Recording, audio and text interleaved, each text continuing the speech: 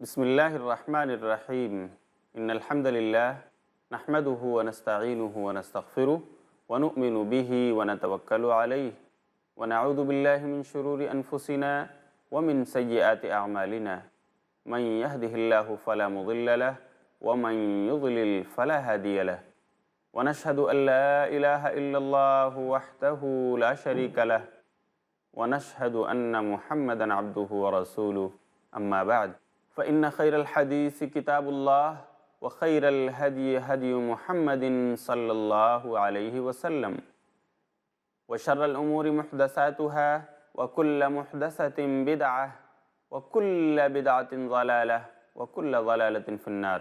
قال النبي صلى الله عليه وسلم في حديث صحيح ما رواه الإمام مسلم رحمه الله في صحيحه: آية المنافق ثلاثة: إذا حدث كذب وإذا وعد أخلف وإذا اؤتمن خان، أو كما قال النبي صلی اللہ علیہ وسلم.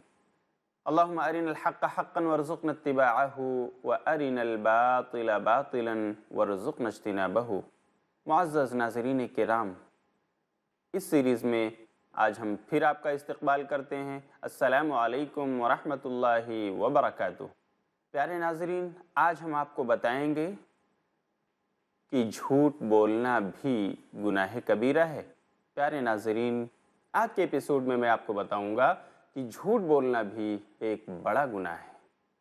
آج کل اگر معاشرے کا آپ سروے کریں تو آپ دیکھیں گے کہ ہر طرف جھوٹ، دغا، فریب اور اس جیسی برائیوں کا دورہ ہے.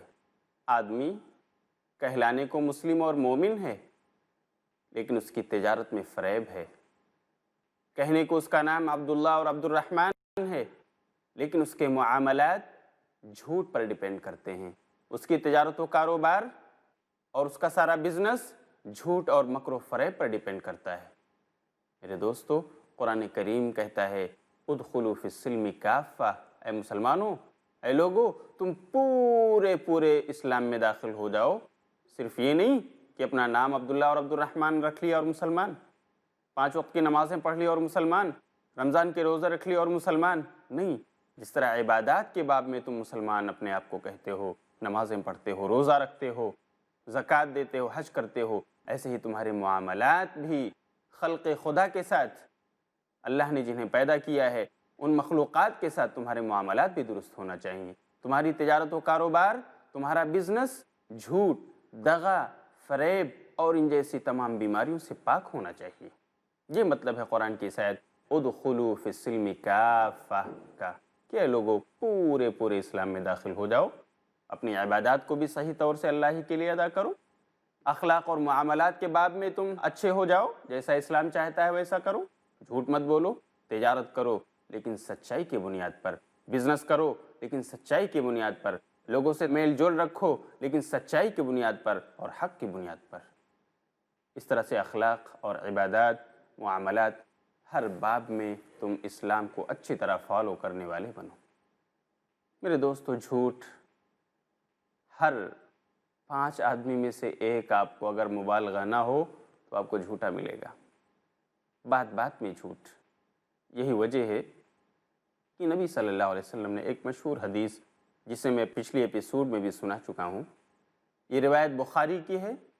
بخاری نے باب ما قیل فی شہادت الزور، اس باب میں اس حدیث کو نقل فرمایا ہے حضرت ابو بکر ثقفی رضی اللہ تعالیٰ عنہ سے. وہ کہتے ہیں کہ نبی صلی اللہ علیہ وسلم نے صحابہ کرام سے کہا الا انبئکم باکبر الکبائر، کہ اے صحابہ کرام، کیا ہم آپ کو سب سے بڑے گناہوں کے بارے میں نہ بتا دیں؟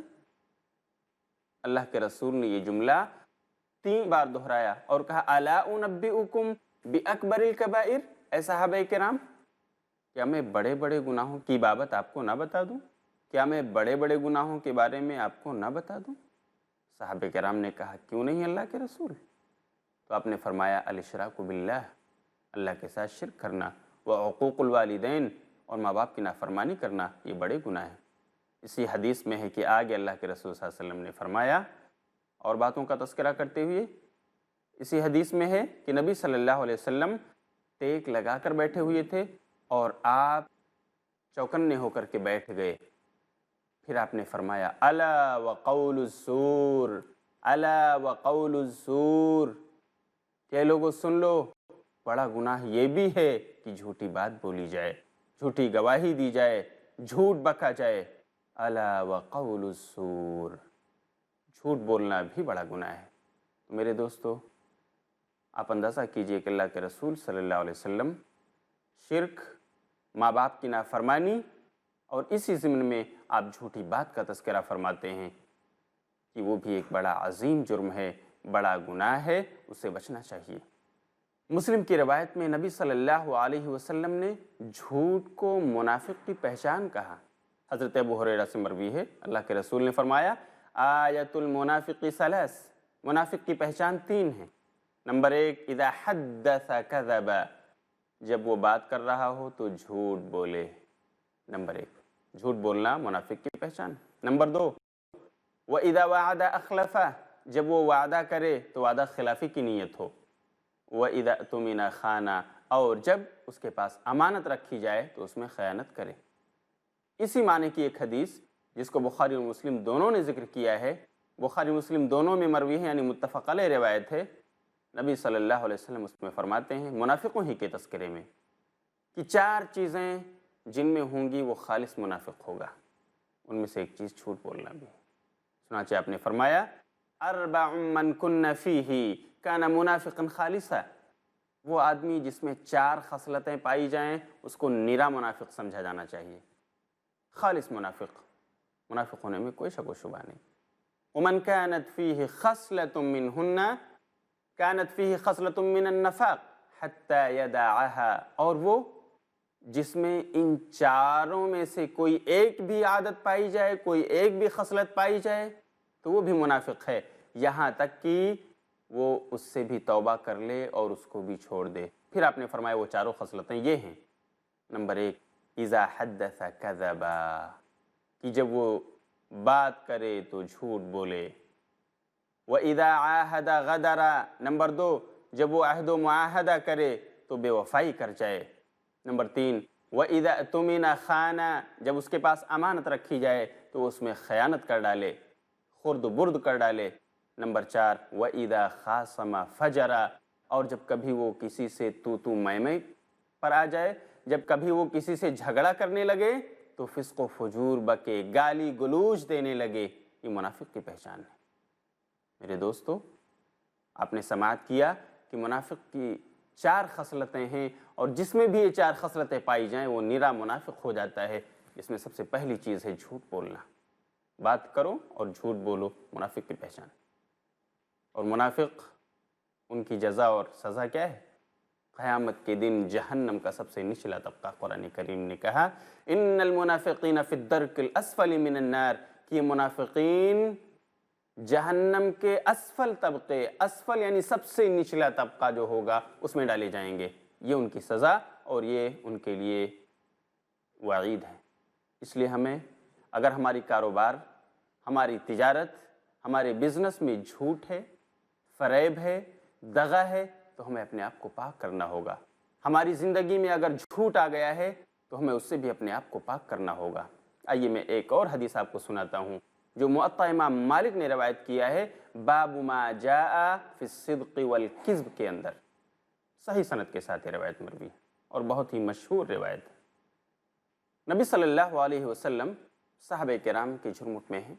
अल्लाह के रसूल सल्लल्लाहु अलैहि वसल्लम से सवाल होता है, अयकूनुल मुमिनु जुबानन, अल्लाह के रसूल, क्या एक मोमिन आदमी जो कलमे ला इलाहा इल्लल्लाह पढ़ता हो, मुहम्मदुर रसूलुल्लाह का इकरार करता हो, फरिश्तों पर ईमान लाता हो, उसकी किताबों पर ईमान लाता हो, मोमिन हो, आखिरत पर उसका यकीन हो, तो क्या वो बुज़दिल हो सकता है?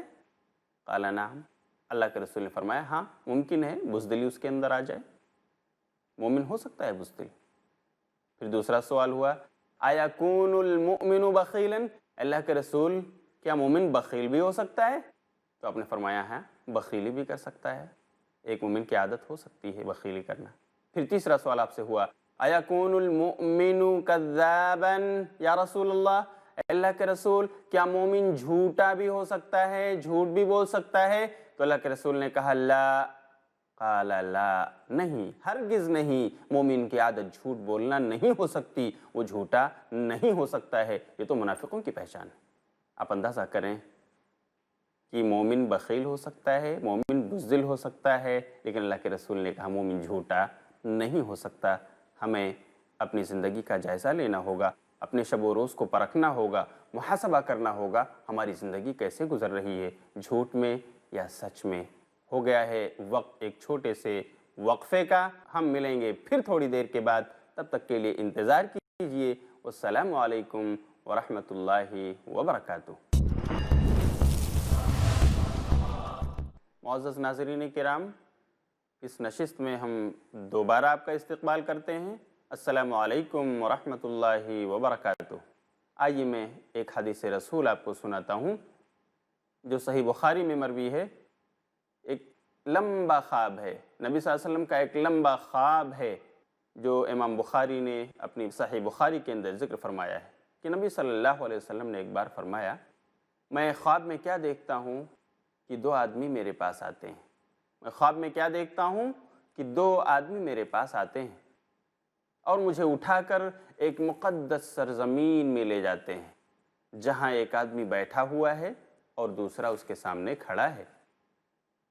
میں دیکھتا ہوں کہ جو آدمی کھڑا ہوا ہے اس کے ہاتھ میں لوہے کا آنکس ہے، لوہے کا ہتھیار ہے، اور وہ اس ہتھیار کو لے کر بیٹھے ہوئے آدمی کے جبڑے میں ڈالتا اور اسے چیرتا ہوا چلا جاتا ہے گدی تک۔ اسی طرح پھر دوسرے جبڑے میں اس کو ڈالتا ہے اور اسے بھی چیرتا ہوا لے جاتا ہے گدی تک، جب تک یہ دوسرا جبڑا ٹھیک ہو جاتا ہے۔ چنانچہ وہ آدمی اس کے ساتھ برابر یہی معاملہ کرتا رہتا ہے، ایک کو چیرتا ہے دوسرا صحیح ہوتا ہے، دوسرے کو چیرتا ہے پہلا صحیح ہوتا ہے، اس کے جبڑے کو چیر رہا ہے، گدی تک لے جاتا ہے۔ رسول صلی اللہ علیہ وسلم نے ان دونوں آدمیوں سے دریافت کیا جو لے کر گئے تھے ان کو کہ یہ کون لوگ ہیں؟ تو آپ نے فرمایا کہ یہ وہ لوگ ہیں جو جھوٹ بولتے تھے اور ان کے جھوٹ کا خوب چرچا ہوتا تھا، خوب شہرت پاتے تھے یہ لوگ اپنے جھوٹ کی بنا پر، چنانچہ ان کی یہی سزا ہے جو برابر ان کو ملتی رہے گی۔ پیارے ناظرین، آپ نے ملاحظہ کیا جھوٹ بولنے کی سزا کیا ہے؟ ان کو لوہے کے آنکس کے ذریعہ ان کے جبڑوں کو چیرا جائے گا، ایک کو ختم کیا جائے گا، دوسرے کو چیرا جائے گا جب تک پہلا صحیح ہوگا، اور اسی طرح سے ان کے ساتھ یہ سزا کا معاملہ ہوتا رہے گا۔ اللہ رب العالمین ہم سب کو جھوٹ سے بچائے، جھوٹ کی عادت سے بچائے اور سچ بولنے کی توفیق عطا فرمائے۔ یہاں پر میں ایک چیز اور بتانا آپ کو مناسب سمجھتا ہوں، جھوٹ کچھ مواقع پر بولنا جائز بھی ہے۔ جھوٹ ہے تو فی نفس ہی بہت بڑا گناہ، آدمی کو اس کی عادت نہیں ڈالنا چاہیے اور اس کو ہلکا نہیں سمجھنا چاہیے، کیونکہ اس سلسلے میں وعید ہے، سزا ہے اللہ تعالیٰ کی طرف سے۔ لیکن کچھ ایسی جگہیں ہیں، کچھ ایسے مواقع ہیں جب ایک انسان کو اجازت ہے کہ وہاں وہ جھوٹ بول سکتا ہے۔ آپ اسے غور سے سن لیں تاکہ آپ بعد میں جا کر اس غلط فہمی کا شکار نہ ہوں کہ جھوٹ بولنا، مولانا شمیم فوزی نے پیس ٹی وی کے تھرو بتایا ہے کہ جھوٹ بولنا جائز ہے اور جھوٹ بولنا چاہیے۔ اس لیے آپ اس بات کو خوب اچھی طرح سن لیجئے، جھوٹ کچھ لوگ بول سکتے ہیں کچھ خاص جگہوں پر جہاں مصلحت دینی کار فرما ہو۔ نمبر 1، میاں اپنی بیوی سے، یعنی شوہر اپنی بیوی سے اس کو منانے کے لیے، اگر وہ سمجھ رہا ہے کہ جھوٹ بولے بغیر چارہ ہی نہیں ہے، میری بیوی مجھ سے بچھڑ سکتی ہے، تو اجازت ہے جھوٹ بولے۔ اسی طرح بیوی اپنے شوہر سے اس کو کسی وقت منانے کے لیے، جب اس کا موڈ کچھ ایسا بن چکا ہو کہ وہ اس بیوی کو طلاق دینے پر آ رہا ہو، تو اس بیوی کے لیے جائز ہے کہ اپنے سرتاج، اپنے شوہر کو منانے کے لیے وہ جھوٹ بولے، لیکن اس کو عادت نہ بنائے، ہر موقع پر جھوٹ بولتے رہے، ایسا نہیں، جب ایسے حالات آ جائیں کہ بچھڑنے کی باری آ رہی ہو۔ اسی طرح ایک وہ انسان جو دیکھ رہا ہے کہ دو آپسی مسلمانوں میں جھگڑے ہو گئے، दो मुसलमानों में झगड़े हुए और उसकी वजह से एक दूसरे से वो बिछड़ गए, दुश्मन हो गए कट्टर। हालांकि पड़ोसी थे, हालांकि पार्टनर थे, बिजनेस पार्टनर, हालांकि वो एक ही मस्जिद में नमाज पढ़ते थे, हालांकि वो एक ही महल्ले में रहते थे, दुश्मन हो गए एक दूसरे से। क्यों? किसी ने गीबत की, चुगली लगाई और इस तरह से उन दोनों में तू मैं हुई और वो बिछड़ गए। थे जिगरी दोस्त। तो ऐसे दो आदमियों को मिलाने के लिए शरीयत ने इजाज़त दी है कि कोई तीसरा आदमी रोल प्ले करे। तो उसके लिए जायज़ है कि वो एक के पास जाए तो कह सकता है कि मियाँ, आपका पड़ोसी तो आपकी बहुत ही तारीफ़ कर रहा था, कल मैं उससे मिला, क्या वो बोल रहा था आपके बारे में, वो आपके बारे में हुस्न ज़न रखता है, अच्छा गुमान रखता है, आप आखिर क्यों उससे बिछड़ रहे हो, क्यों नाराज़ हो उसके पार्टनरशिप से, क्यों आप दूर भाग रहे हो? अच्छा आदमी है वो, तो आपकी तारीफ़ कर रहा था। हालांकि उस आदमी ने तारीफ़ नहीं किया था। इसी तरह इस आदमी के लिए जो सुलह कराने की कोशिश कर रहा है इन दोनों बिछड़े हुए दोस्तों के दरमियान, उसके लिए जायज़ है कि वो दूसरे के पास भी जाए और उससे कहे कि मियाँ, तुम्हारा पार्टनर ठीक है, उससे 2 रोज़ पहले तुमने अपने आप को दूर कर लिया, झगड़े हो गए, पार्टनरशिप से तुमने अपने आप को अलहदा कर लिया, अलग कर लिया, लेकिन अब भी वो तुम्हारा चाहने वाला है।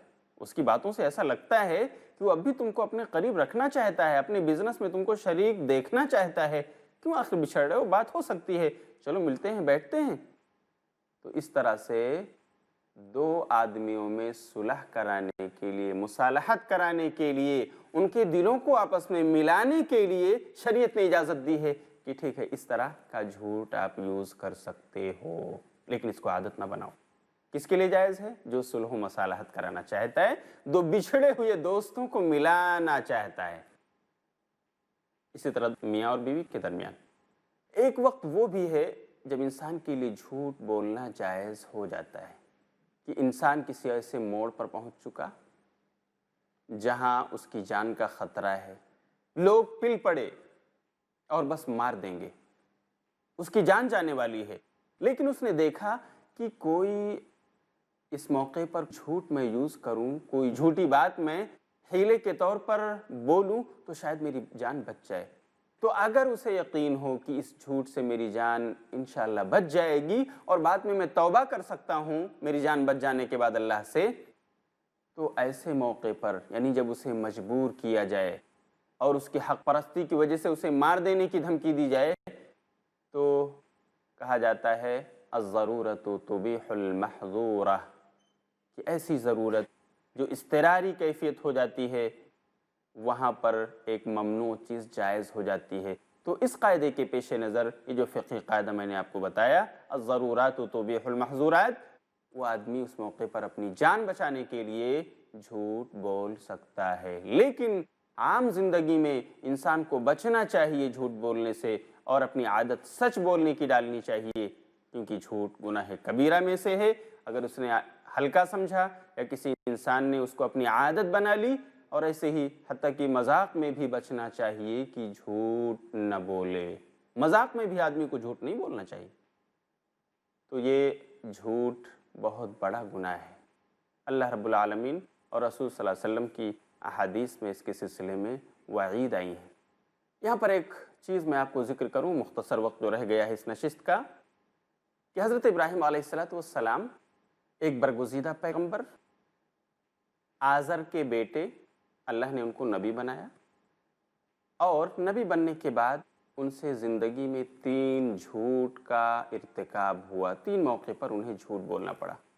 उलमाए किराम ने इसको तौरिया से ताबीर किया है। तौरिया का मतलब ये होता है कि आदमी सामने वाले से एक बात तो सच बोल रहा है मुखातब के लिए, यानी जिससे वो बात कर रहा है उसके लिए तो वो बात सच लग रही है, लेकिन उसके इंटेंशन में वो बात नहीं है, कुछ और बात है। तो इस तौर पर इसे तौरिया कहा गया है। इब्राहीम अलैहिस्सलाम के बारे में जो कज़िबात सलासा यानी 3 झूठ हज़रत इब्राहीम अलैहिस्सलाम ने अपनी ज़िंदगी में बोला, उसका जिक्र बुखारी में है। एक मौका वो था जब लोगों ने हज़रत इब्राहीम अलैहिस्सलाम को कहा कि चलो हमारा फेस्टिवल है और हम उसमें जा रहे हैं, इबादत करेंगे, और वो तकरीब है, मेला है, उसमें आप भी शरीक हो। तो इब्राहीम अलैहिस्सलाम ने कहा था, इन्नी सकीम, मैं बीमार हूँ। سامنے والے کے لیے یہ بات ایسی تھی کہ اس کو سچ سمجھ رہا تھا کہ بیمار ہیں، ٹھیک ہے رہنے دو، جانے دو، لیکن ابراہیم علیہ السلام نے اپنے عقیدے کی خرابی، اپنے عقیدے کی بیماری مراد لیا تھا کہ میں اس عقیدے سے متفق نہیں ہوں جو تم کچھ کر رہے ہو بتوں کے ساتھ، ان کو پوچھتے ہو، بناتے ہو، بیچتے ہو، میں بیمار ہوں، یعنی میں حق کی تلاش میں ہوں، وہ یہ مراد دے رہے تھے، اور میں ان بتوں کی عبادت سے سہمت نہیں ہوں۔ تو بات بہرحال اگرچہ کہ سامنے والے کے لیے سچ ہے، لیکن بولنے والے کی انٹینشن کے اعتبار سے وہ جھوٹ ہے، اسی کا نام توریہ ہے۔ ایک دوسرا موقع وہ ہے جب ابراہیم علیہ السلام نے بتوں کو توڑ دیا، اور توڑنے کے بعد جب لوگ پوچھنے لگے کس نے توڑا کس نے توڑا، تو ابراہیم علیہ السلام نے کہا بڑے سے پوچھو، وہ تم کو جواب دے گا، اگر وہ بولتا ہے، اگر وہ کھاتا ہے، اگر وہ پیتا ہے، جاؤ اس سے پوچھ لو، وہ بتائے گا تم کو، اس کے بڑے نے کیا ہوگا۔